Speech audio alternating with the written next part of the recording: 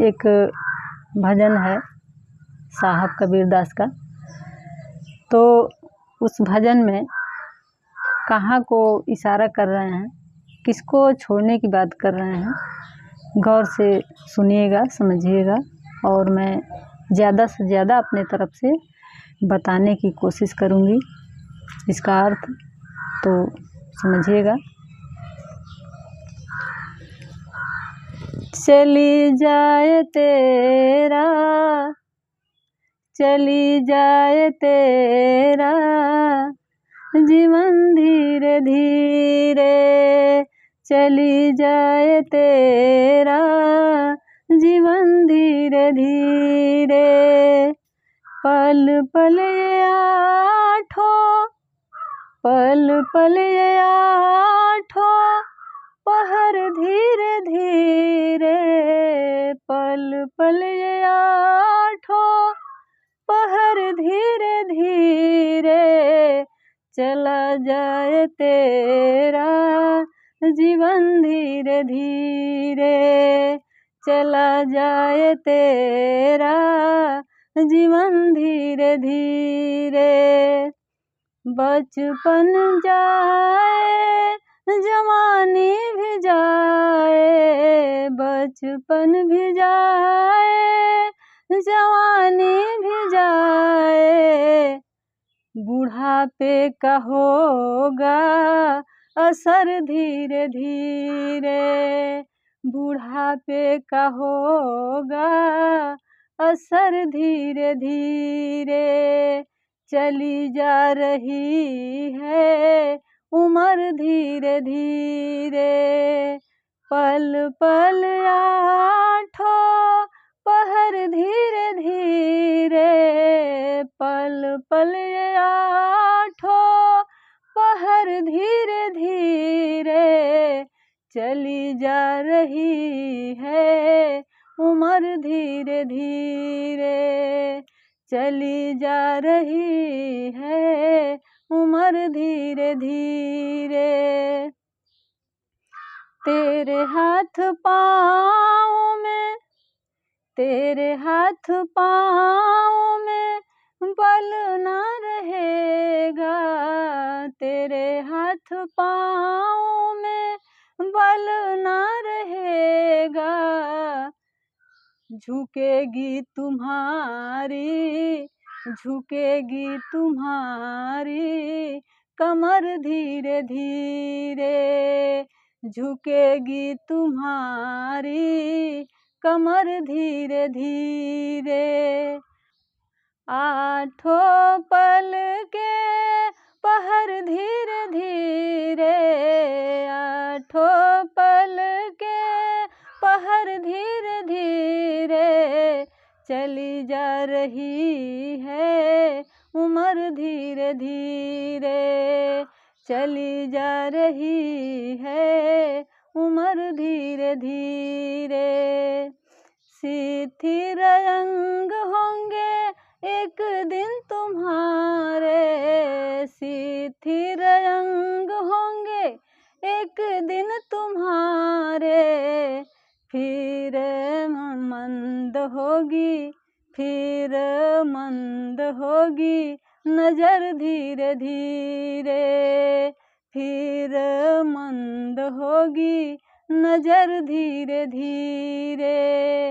आठों पहर का, आठों पहर का पल धीरे धीरे।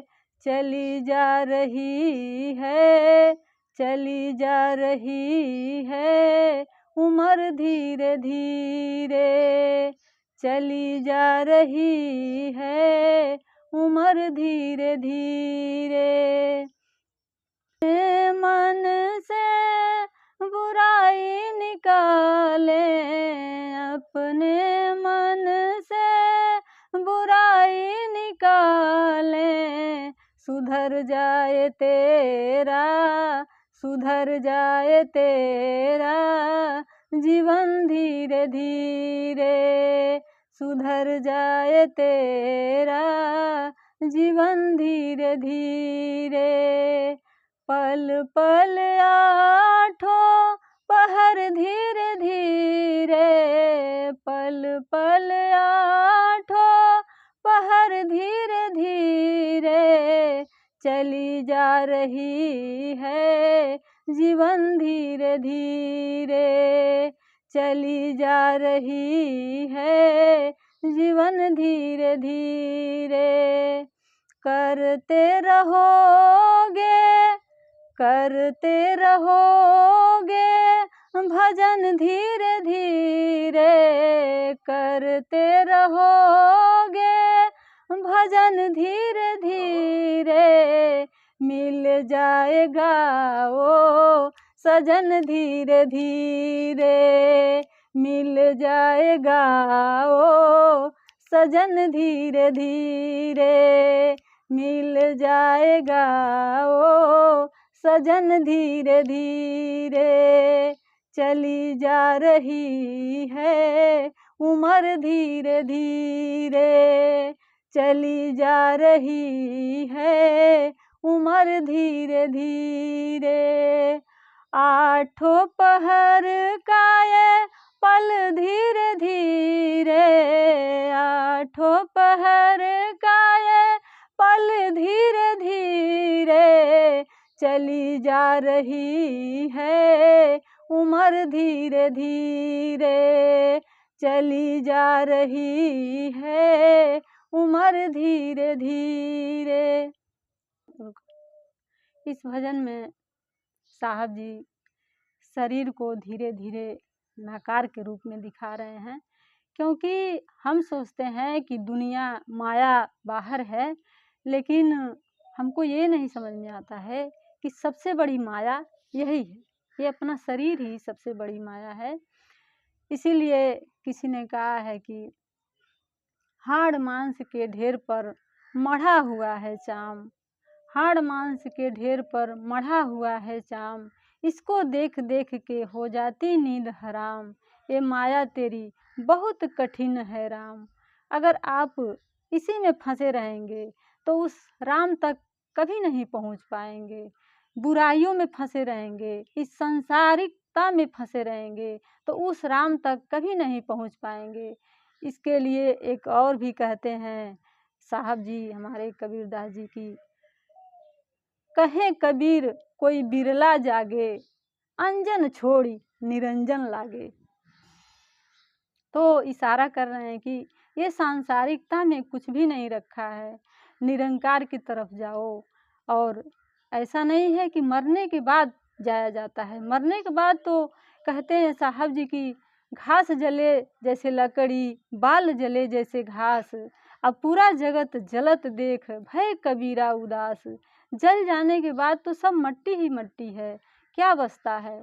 तो जीते जी ही अगर उनको पा लेने की संभावना है, जैसे कि कुछ मुट्ठी भर लोग थे ज्ञानी महापुरुष जिन्होंने पाया था कि उसमें से एक गौतम बुद्ध थे, महावीर थे और कबीरदास जी थे, ओशो थे। ऐसे हम मुट्ठी में अंगुली पर गिन सकते हैं उन लोगों का नाम, बहुत कम लोग ऐसे होते हैं ज्ञानी महापुरुष। लेकिन अगर सबकी संभावना तो नहीं है जाने का, लेकिन जो वो लोग मार्ग बताते हैं अगर उस मार्ग पर हम चलें तो हमारा जीवन बेहतर से बेहतर हो सकता है। तो कैसा लगा है कमेंट में बताइएगा, अगर इससे ज़्यादा आपको आता है तो अपना नाम ज़रूर बताइएगा।